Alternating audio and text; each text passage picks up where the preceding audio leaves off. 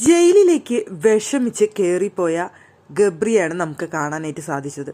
Jasmine സമാധാനിപ്പിക്കാനൊക്കെ ശ്രമിക്കുന്നുണ്ടായിരുന്നു, കുറേ സമാധാനിപ്പിക്കുകയൊക്കെ ചെയ്തു. അപ്പോൾ ഗബ്രി പറഞ്ഞത്, എനിക്ക് പ്രശ്നമൊന്നുമില്ല, ജയിലിൽ പോകാനൊന്നും എനിക്ക് പ്രശ്നമില്ല, നോറയുടെ കൂടെ ജയിലിൽ കിടക്കാനും എനിക്ക് പ്രശ്നമില്ല, പക്ഷേ എനിക്കെന്തോ പ്രശ്നമുണ്ട് എന്നാണ് അവിടെ പറഞ്ഞത്.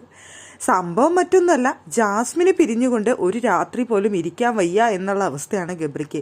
സാധാരണ രാത്രി എന്ന് പറയുന്നത് അവർക്ക് ഒരു പ്രത്യേക തരം രാത്രികളാണല്ലോ സാധാരണ ഉണ്ടാവാറ്. അവരെപ്പോഴും ഒരുമിച്ച്, അന്ന് കഴിഞ്ഞ ആഴ്ച ജയിലിലും ഒരുമിച്ചായിരുന്നു. അവരെ സംബന്ധിച്ചിടത്തോളം അത് ഏറ്റവും നല്ല കാര്യവുമായിരുന്നു.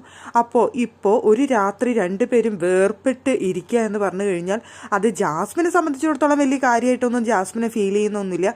ജാസ്മിൻ നിന്നെ എനിക്ക് സമാധാനിപ്പിക്കണമെന്നുണ്ട്, പക്ഷെ എന്താ ചെയ്യുക, വേറെ വഴിയില്ലല്ലോ എന്നൊക്കെ ജാസ്മിൻ പറയുന്നുണ്ടായിരുന്നു. പക്ഷേ ഗബ്രി അവിടെ പ്രശ്നമൊന്നുമില്ല, കുഴപ്പമൊന്നുമില്ല, പക്ഷെ എനിക്കൊരു മനസ്സിനൊരു സുഖമില്ല എന്ന് പറഞ്ഞുകൊണ്ടാണ് എന്തായാലും ഗബ്രി അവിടെ ജയിലിനുള്ളിലേക്ക് പോയത്. എന്തായാലും ജയിലിലാണ്, സന്ദർശന സമയത്ത് മാത്രമേ സംസാരിക്കാൻ പറ്റൂ എന്ന് പറഞ്ഞുകൊണ്ട് ജാസ്മിനെ അവിടുന്ന് ബിഗ് ബോസ് ഓടിപ്പിക്കുകയും ചെയ്തു. മനസ്സ് നൊന്താണ് ആ ജയിലിനുള്ളിൽ ഗബ്രി ഇരിക്കുന്നത്. എന്നാലും ബിഗ് ബോസ് ഏട്ടാ ഇത്രയ്ക്കും കടുകൈ വേണ്ടായിരുന്നു.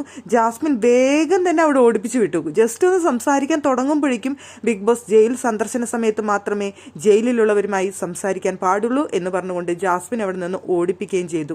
മനസ്സ് നൊന്ത് വിഷമിച്ച് അതിനുള്ളിൽ ഇരിക്കുന്ന ഒരാളെ ബിഗ് ബോസ് മറന്നുപോയെന്ന് തോന്നുന്നു.